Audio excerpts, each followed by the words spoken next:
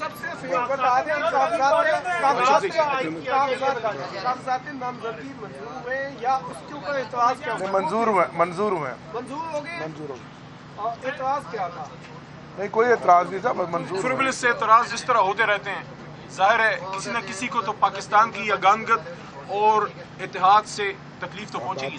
علی محمد صاحب چلو بس آئے سے مفاہمت کی سیاست جو عمران خان صاحب نے ابھی شروع کی ہے وہ 2018 میں کیوں نہیں کی؟ اور جو لقابات جو الفاظات محمود خان التجائی کے بارے میں اسمبلی میں استعمال کرتے رہے بانی پی ٹی آئی، کیا وہ دھل گئے؟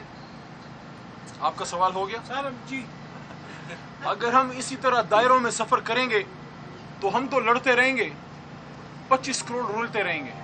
آج عمران خان نے اور میں آپ سب سے درخواست کرتا ہوں، پچھلے 25-30 سال میں جو سب سے بڑا مضبوط میسج کسی بھی بڑے سیاسی لیڈر نے اسیری کے دنوں میں زندان سے دیا ہے وہ عمران خان نے دیا، کہ جب میں اور میرے بڑے بھائی جناب عامر ڈوگر صاحب اور ہمارے انتہائی محترم سردار لطیف کھوسا صاحب، بھائی جان آپ کی توجہ چاہ رہا ہوں، جب ہم جیل میں جناب عمران خان صاحب سے ملنے گئے بھائی، تو انہوں نے 200 دن کی اسیری کے بعد اور بدن میں گولیاں کھانے کے بعد اور اپنے گھر پہ ذاتی حملے ہونے کے بعد اور 1500 سال میں ہمیشہ زنا جو ہے وہ ایک قابل نفرت اور قابل تعزیر جرم ہوتا تھا، نکاح میں سزا پانے کے بعد 1500 سال کی تاریخ میں پہلی بار کسی مسلمان کو نکاح کرنے پہ سزا ملی ہے۔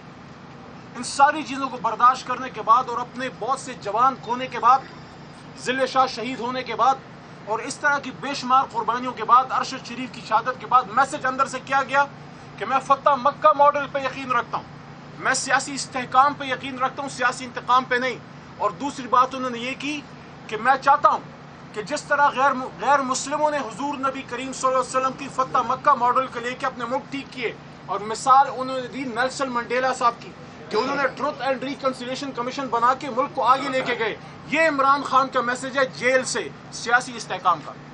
آئے سر ٹائم ہو گیا، آ جائیں وہ ہمارے موقف سے آ جائیں، پھر انشاءاللہ ان کے ساتھ کرتے ہیں۔